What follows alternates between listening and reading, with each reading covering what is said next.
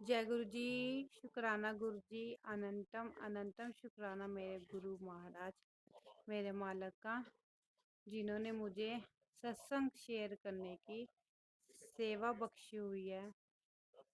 आज भी मेरे को छोटे छोटे मैसेजेस आते हैं कि शुक्राना करा कर।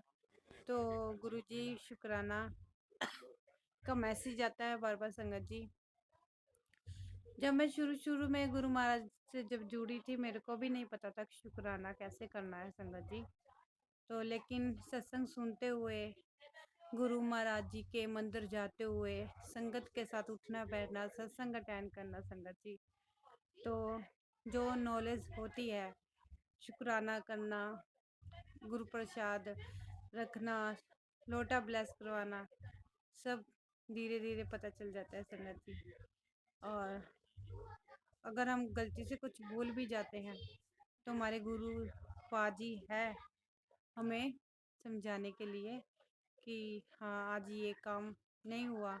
कभी कभी कुछ बातें होती है जो हम खुद बोलनी या सोचनी नहीं पड़ती, क्योंकि हम जब गुरु महाराज जी के मैसेज देखते तो हमें खुद अपने आप ही आंसर मिल जाता है संगत जी।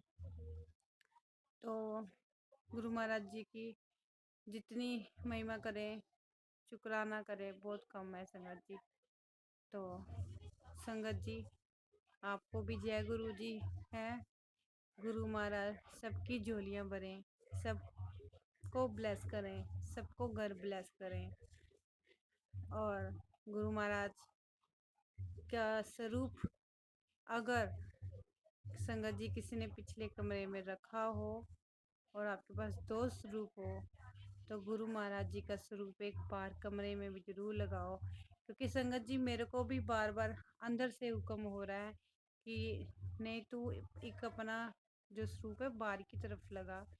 तो संगत जी, मैं अभी फ्रेम बनाने के लिए देने जाऊंगी आजकल में ही। तो फिर मैं अब बाहर के रूम में अपना गुरु महाराज जी का स्वरूप लगाऊंगी। क्या जाने गुरु महाराज जी क्यों ऐसे आदेश दे रहे हैं, वो ही जाने।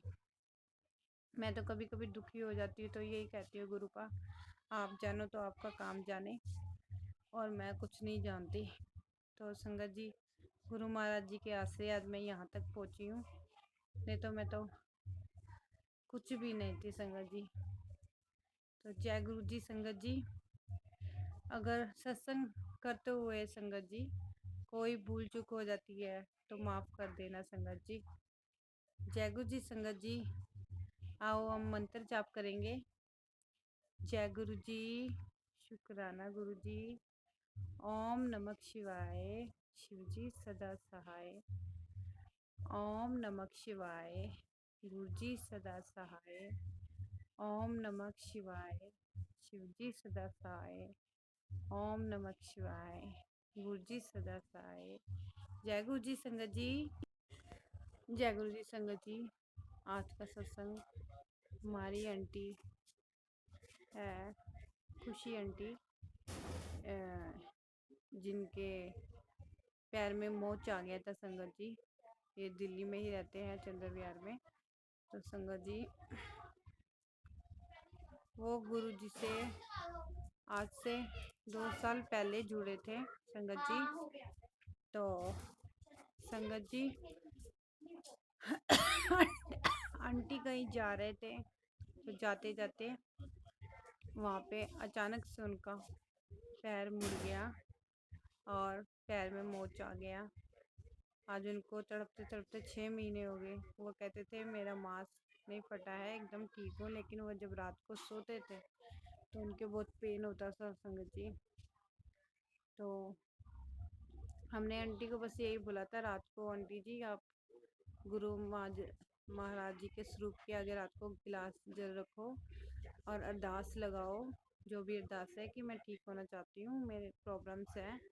तो गुरु महाराज जी आप जल बनाओ जिससे कि मैं तंदुरुस्त हो जाऊँ, ठीक हो जाऊँ संगत जी। संगत जी, आंटी रात को जल बनाते थे और सुबह उसको पी लेते थे। आंटी को आज जल पीते 1 महीना हो गया संगत जी। आंटी के पैर का जो दर्द था वो तो ख़त्म हुआ ही हुआ गुरु महाराज जी के जल प्रसाद बनाने से। और आंटी के और जो दुख तकलीफ़ें थी परेशानियाँ थी, दर्द थी, बीमारियाँ थी, सब नॉर्मल कहते हैं उनकी रिपोर्ट्स आई। आंटी ने बहुत शुक्राना किया और ये भी बोला कि मैं तो शुक्राना करने के लायक भी नहीं, कि मेरा शुक्राना बहुत कम है गुरु महाराज जी के, जिस तरह तकलीफ़ों से मैं गुजर रही थी। तो बहुत बहुत शुक्राना किया आंटी ने।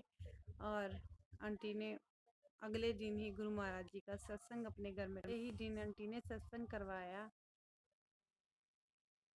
गुरु जी शुक्राना, गुरु जी शुक्राना, गुरु जी।